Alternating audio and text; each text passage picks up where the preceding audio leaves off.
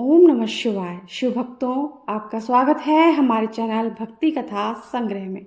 आज हम आपके सामने प्रस्तुत करने जा रहे हैं श्री शिव महापुराण से शिव द्वारा कामदेव को जीवन दान।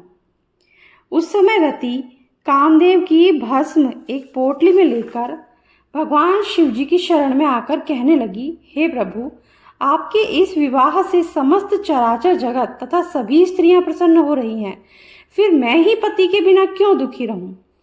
रति ने रुदन प्रारंभ कर दिया। उसके रुदन से द्रवित होकर सरस्वती, लक्ष्मी आदि स्त्रियां शिवजी से प्रार्थना करने लगी कि कामदेव को जीवित कर दें, इससे आप भी रति विहार का सुख प्राप्त कर सकोगे। उनकी प्रार्थना सुनकर भगवान शंकर की दृष्टि उस पोटली पर पड़ी जिसमें कामदेव की भस्म थी।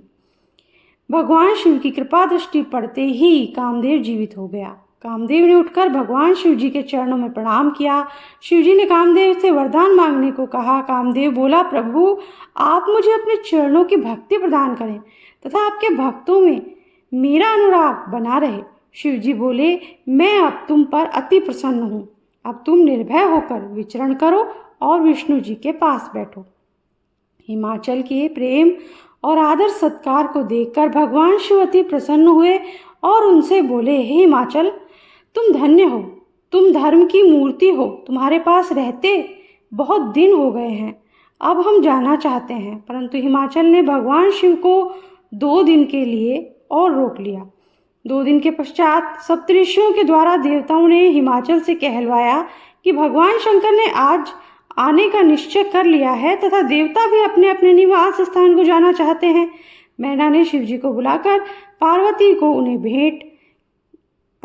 उन्हें भेंट किया एवं बोली, मेरी पुत्री पार्वती आपकी जन्म जन्मांतरों की दासी है, यह आपकी सेवा करती रहेगी, इसका ध्यान रखना। इससे आपकी निंदा में बहुत व्याकुलता होती है।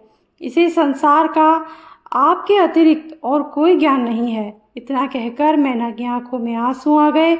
इस पर भगवान शंकर ने मैना को बार बार समझाया। अगला है पतिव्रत धर्म का वर्णन। सप्तऋषियों के कहने पर हिमाचल ने मैना से पार्वती को विदा करने के लिए कहा। मैना ने पार्वती का श्रृंगार किया। इसके बाद एक ब्राह्मण पत्नी ने पार्वती को स्त्री धर्म समझाया। पत्नी को प्रतिदिन पति के बाद भोजन करना चाहिए, पति के शयन करने के पश्चात सोना चाहिए, पति से कभी मुंह चोरी ना करें, पति की आज्ञा का पालन करें, पति व्रता को कभी द्वार पर नहीं खड़ा होना चाहिए, पराए घर में बिना कारण नहीं बैठना चाहिए, पति के काम की वस्तुओं को संभाल कर रखें, घर पर कामकाज में चतुर होना चाहिए, पति की आज्ञा के बिना तीर्थ यात्रा पर न जाएं, पति की आज्ञा लेकर ही उपवास रखना चाहिए, सोते उठते बैठते कभी भी पति को न सताएं। वृद्ध, रोगी, धनहीन या गरीब पति कैसा भी हो, उसका त्याग न करें तथा पति की निंदा न करें। शूद्र और व्यभिचारिणी स्त्रियों से दूर रहें।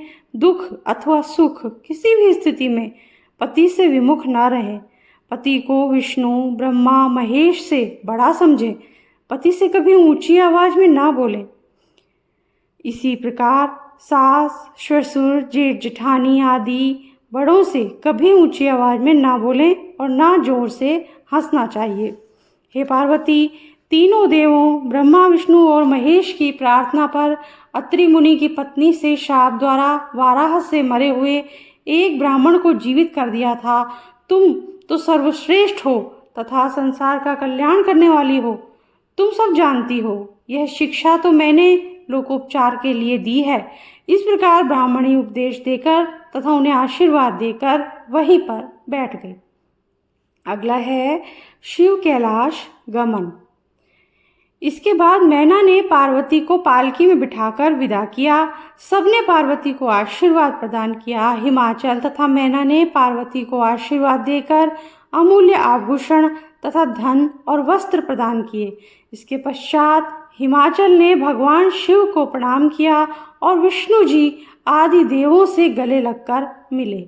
फिर सबके कुछ दूर तक छोड़ने गए तथा देवताओं से आज्ञा लेकर हिमाचल घर को लौटे। इसके पश्चात भगवान शंकर सभी के साथ कैलाश पर आ गए। वहाँ पर लोक रीति के अनुसार सभी बारातियों को स्वादिष्ट भोजन कराया गया। फिर सभी देवता शिव जी से आज्ञा लेकर एवं उन्हें प्रणाम करके अपने अपने लोकों को प्रस्थान कर गए। इसी के साथ आज का ये वीडियो हम समाप्त करते हैं और चतुर्थ खंड आज समाप्त होता है। अगले वीडियो के साथ ही हम पंचम खंड की शुरुआत करेंगे, तो बने रहिए हमारे साथ। और चैनल को सब्सक्राइब नहीं किया है तो जल्दी से सब्सक्राइब कर दीजिए, बेल आइकन प्रेस कर दीजिए ताकि हमारे आगे आने वाले वीडियोस भी आपको आसानी से मिल सकें। और वीडियो को लाइक करना मत भूलिएगा। Thank you. जय शिव शंभू।